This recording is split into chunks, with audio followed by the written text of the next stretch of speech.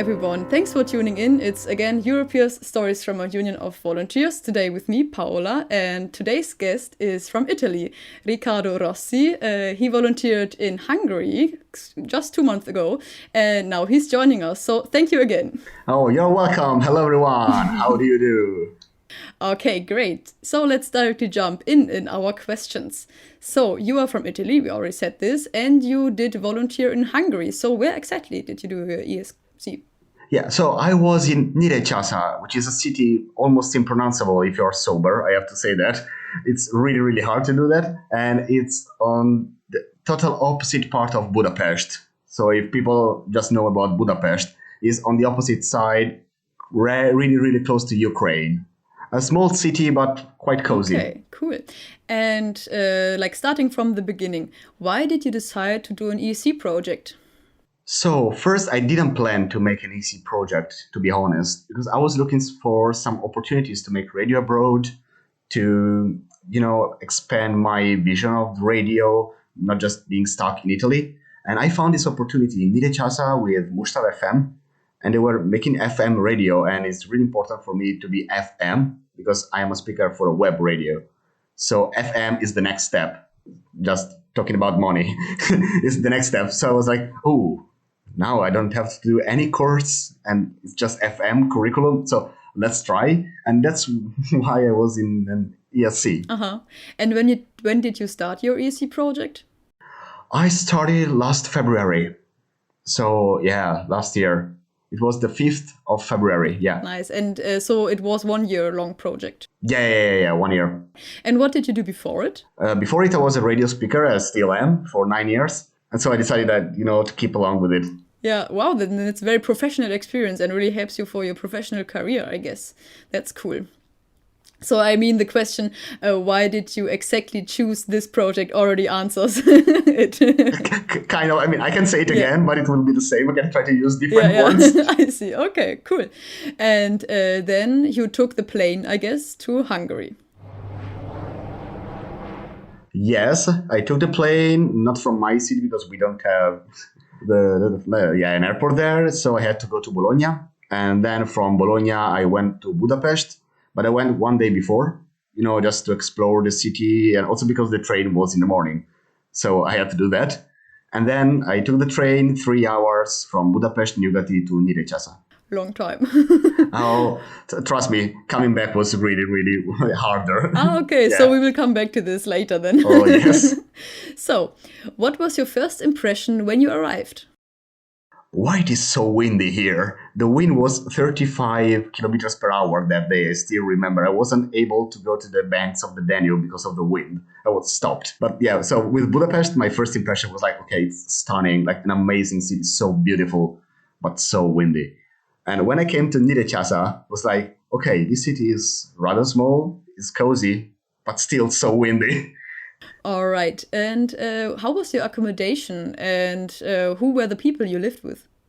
Okay, so I had actually 2 accommodations there. My first one was really cozy, really nice. Both of them were nice.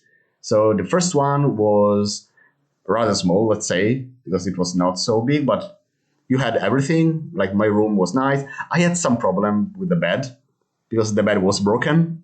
And so they had to buy me a new bed, but the new bed was like really short. I'm really short because I'm 1 meter 73, so I'm not like this giant gargantuan guy. But that bed was like for babies. So I was like, oh my God. And after that, I went to another flat because it was free from the other volunteer that came back.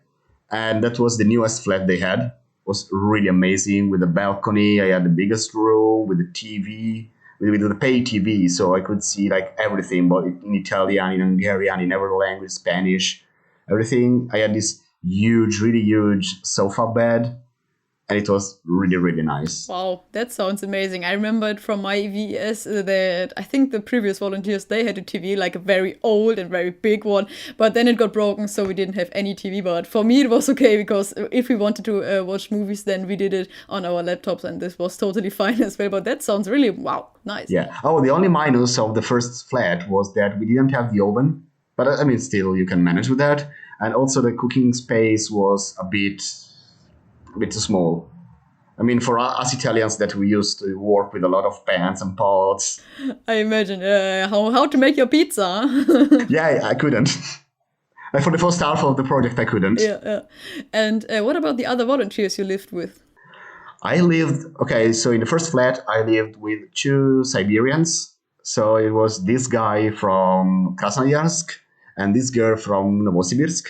So I was actually surrounded by Russian by like for all the year.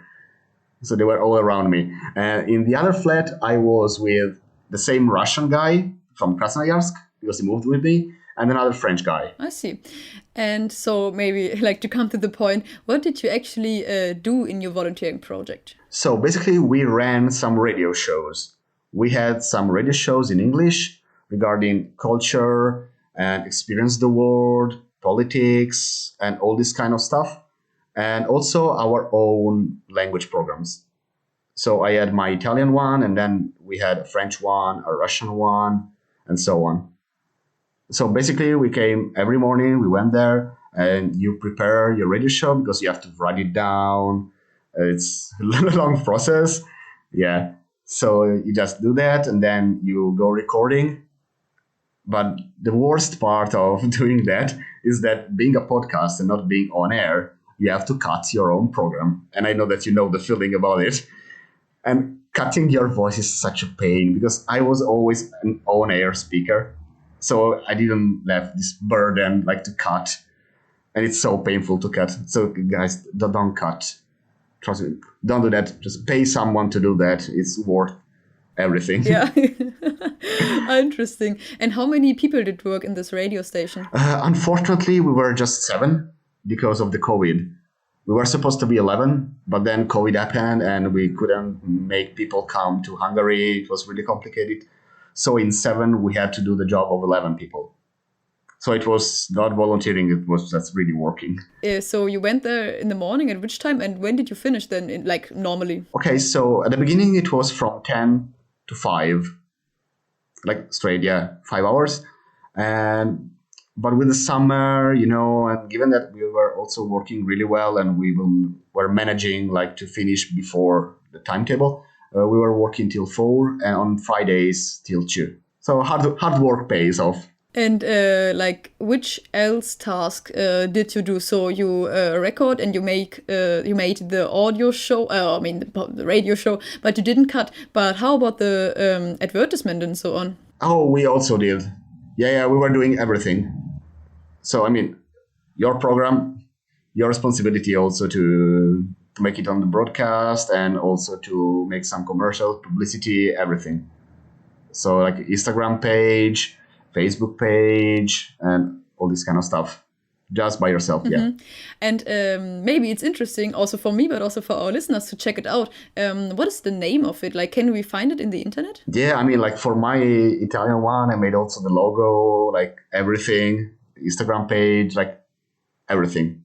You can find it on Spotify, on Anchor, on every platform. Actually, we have like 10 platforms with Mushtar. And if you just go on Anchor and you Google Mushtar, you will find also the 10 platforms they are. So, and you will find all the programs from the previous volunteers before me and the new ones that just arrived. So we have quite a lot of programs, actually. That sounds great. So I think I will put the link in the show notes, and then you can have also a look at it. Great. What did you like the most about working as a volunteer? Well, let's say that was not working as a volunteer. It was like proper work. I liked everything because it's my job. So I really knew what to do and everything. So it's the thing I love. So I love recording. I love talking, as you may have noticed. I love just being in front of a microphone and say something. Is really, really fun. And did you have also some favorite topics you talked about, or was it just a very broad range of it? So let's say that actually I don't like too serious and heavy topics because I'm more an entertainer one. So I have always the honor to host comedy shows, funny shows, this kind of stuff, like always with a smile. And when it happened, like there you had to do everything. So imagine my face doing a politic program or speaking about wars and all this kind of stuff. I was like, oh, how can I make it funny? That was my biggest concern. And sometimes I managed, but sometimes it was really, really a pain just to have to do something against your nature, let's say, like to be like super serious about super serious topics. It's really, really hard. And do you remember what was your first like show you made? Oh, my first show. Okay, my first show was not proper show. It was an interview. So people were the previous volunteers that were about to go were interviewing me. So that was my very first show. And other than that, my first show was an Italian one because I had to record Italian. I exactly don't remember what was about. Probably about music, if I'm not mistaken. But moving on, there were also, I guess, there were also some challenges you had to overcome. Were those challenges? Okay, first of all, there was COVID. I mean, it was the biggest challenge, but let's not talk about this. I mean, let's not put the sad face and all this kind of stuff. So let's talk like related to the volunteers' life. And I think that the biggest challenge we had in the radio itself was organizing everything. Because when you come to a project, as you may know, like some people come for some reasons and other for other reasons. And so you will find people that are pretty lazy, that don't want to work. And you cannot blame them. I mean, they're like enjoying it as a volunteer year, like a gap year. You're living abroad, living a dream. And some other people that actually care about what they do. And I was among them. So sometimes you have to cover for the people that were not really willing to work. And, you do it because you like it, but sometimes it's a bit of annoying. Yeah, so we had some like arguments about it. Like, I mean, you don't work. Like, we should have done like 3 programs each per week, and sometimes I found myself with 6 or 7, and people with 1 or 2. So yeah, sometimes it happens, but still, so far so good. We managed. And I guess you were the only one who already had experience with radio, or Yes, I was the only one. okay. Yeah, that year I was the only one. So yeah, you were the professional among them. Nice. And relating to, I mean, your work or your life nowadays, what did you learn from these challenges? Okay, from these challenges, I learned that actually I can record in English because I never thought about it before. I mean, you do this job in Italian for years, and you're like, you really don't think about another language that you speak. You can do the same and improve your listeners, make them more because English is the language now. And never thought about it, not even making podcasts because it's really annoying making podcasts. when you're Don't say this in a podcast. Oh, no, but I mean, doing them alone, Yeah. not interviewing people. So I found myself in Italian. I was the only one doing the Italian podcast. And I was like, oh God, I have to speak alone. Well, what is this? So you don't have also like the technicians. They are not there. So that's challenging. And I learned that I can do that. So like professionally speaking is really good. And I learned also how to organize myself better. That's true because I had to organize more work for like also like in the programs. If you choose the topic, you are the one that gives the hints. And so you have to be the one really organized. And also when I'm in Italy, I'm not the host. I am in Italy, we call the shoulder. So the partner in crime. So sometimes there I have to be the real host. So I also learned how to do that. And it's pretty cool, actually. All right. So let's imagine you're at dinner with some friends of yours, and everyone is telling a funny story, and they are interested in hearing your funny stories from your volunteering experience. So, what is the craziest story you would tell them? Okay, I have one story, and oh my God, if I remember it, oh my God, I just say oh my God, and I think you will say the same after the story. So it was summer, and we decided to go to Budapest for 2 days and to stop before in Vereb.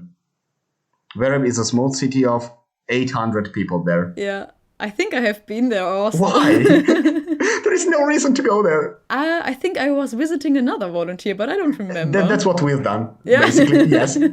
So we shared the same trip. We went to Vereb and we were sleeping in a yurta, full of mosquitoes, bees, everything is super hot. So first, dear listeners, don't ever sleep in a yurta during summer. It's the last thing you want to do. Trust me, just trust my voice. Don't do that. So we went there and then we decided the other days to go to Budapest. And we didn't book anything. We were just like, okay, so let's see what happens. And then if not, we go back to Vereb and sleep in the yurt again and then come back to Nyíregyháza. It was me and my Russian flatmate, the one from Krasnoyarsk. So we went to the yurta the first night. It was totally fine. We went to Budapest. And then we spent all the day there. It was really an amazing day, even though it was 36 degrees. It was no way. And we decided to have dinner in a Georgian restaurant. So the food was amazing and we just lost the track of time. And it was 7. And I was like, so Andrei, at what time is the bus? Because he was speaking Hungarian. So he was just like, okay, you are the man. Like in every situation there, you are the man. And it was like, oh, the bus is in half an hour. We can catch it. Like, no problem. And then we realized that it was Sunday. And the bus were not running. So we tried with taxis. But the taxis were so expensive, like 20,000 to go to Vereb. And we were like, okay, we have to find a hostel and sleep here. So we managed to find one hostel. And the adventure in that hostel was terrible. Terrible because we went there, it was full of junkies, drunk people, and not a safe place. And the owner was entering the rooms in underwear, just like, why not? I mean, so we decided that maybe it was not the best solution to sleep there. So, okay, we paid for the night, and then we left. But the thing is that it was midnight. And the only hotel that was open nearby was a 5-star hotel. And so we had to make the fancy night. And we spent a lot of money for one room for one night. And then the morning after, we just decided to go back to Nyíregyháza. It was safer because, okay, this is an unlucky trip. So I went to the train and my flatmate just bought the ticket, went into the train with me and was like, no, I will go back to Vereb to say goodbye to the friend. I don't want to go like this way. And I was like, are you crazy? Like the train is leaving in 5 minutes. I was like, yeah. So he left and went to Vereb. And I have to say it was pretty smart because the train broke. And we spent 40 minutes in the middle of nowhere between Debrecen and Nyíregyháza in the 36 degrees, no air conditioning, nothing, under the sun. It was terrible. And then I managed to go back to Nyíregyháza safe and sound. Finally. Yeah, that was pretty journey. Wow, yeah, a long odyssey, you can call it. Wow, crazy. Yeah, I mean, that Ulysses to go back to Ithaca spent less time, that's for sure. All right, and so 2 months ago you came back to Italy. In the beginning, you said that it was also quite a long journey. What happened? So first of all, well, like, dear listener, don't travel with me. I'm pretty unlucky.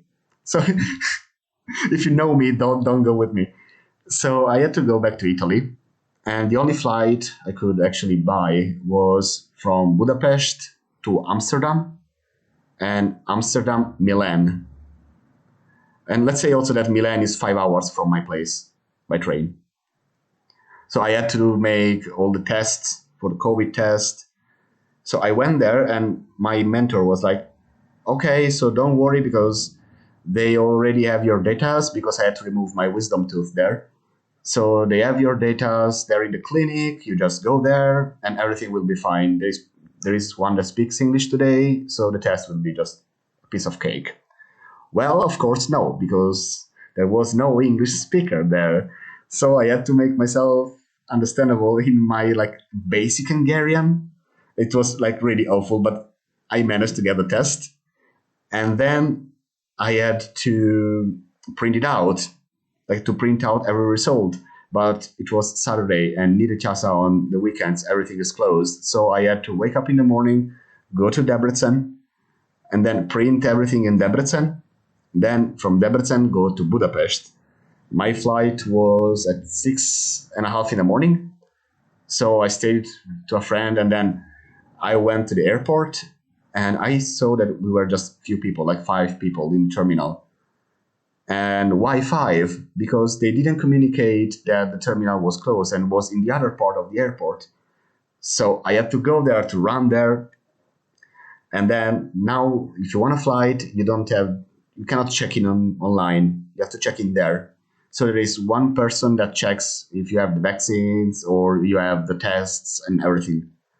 So while I was standing in line, came this girl from the airport and was like, okay, so do you have the test to enter Amsterdam? I was like, yes, I have, because I just had to make one test.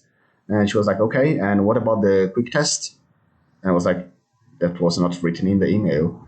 She was like, yes, I know, but everything changed 2 hours ago. So now you have to make the quick test. So all my plane just went to make the quick test. And finally, I managed to arrive in Amsterdam. Then from Amsterdam, I managed to arrive in Milan. And then from Milan, I stayed two days in Milan from a friend of mine just to recharge from all the trip.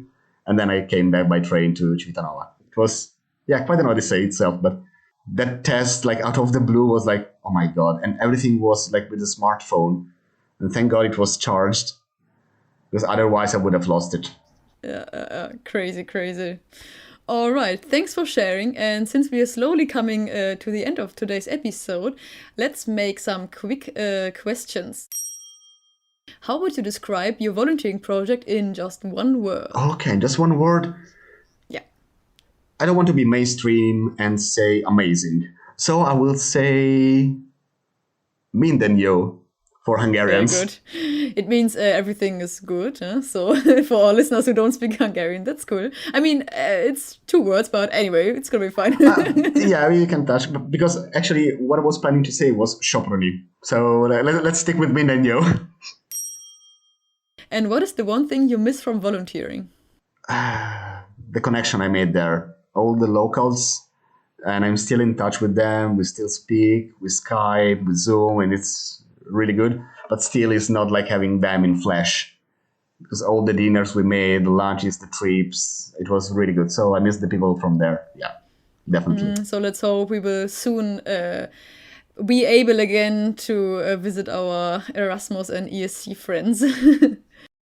Okay, and what does solidarity mean to you? Okay, I will not say some words, but I will tell a story about solidarity because I think it's better. One friend of us was supposed to come back to Italy, but she couldn't because of COVID. It was just the first time that COVID was appearing. So it was all a mess, all of us. And she had to stay in Hungary because she couldn't fly back. And of course, there were no fundings for her. So the project couldn't pay her. But the radio was nice enough to not sell the flat and just let us stay in the flat without paying, and they were paying for it. And we were hosting her because she was left with no money. So we were hosting her, with excuse like, come on, let's have dinner with us. So basically for 2 months, we invited her for dinner and lunch every time. And then when she came back, she just delivered us a lot of food from Italy, and we were so happy about this. So I think that's the best example I can give you of solidarity. And our last question, which song represents volunteering for you and why? Oh, that song is really, really, okay, this is a harsh moment for me because the song that represents my volunteering, being surrounded by Russians, is unfortunately Felicita from Albano. And it's really harsh for me to say that. I'm almost crying because it's really a crappy song. But still, they love it. And they were playing it every time. Every time we're like, Riccardo, you're Italian, sing it with me, come on. And I was like, no, please, no, don't do that. So yeah, unfortunately, I have to say Felicita. Okay, all right. So I will put this in our playlist. Oh, no, don't put it in the playlist. Don't do that. Poor listeners. I mean, we have to know it, that we know that in the future we won't listen to it. So okay, so disclaimer, I take no responsibilities about what you're going to listen. And every problems that you may have with your ears, is none of my business. All right.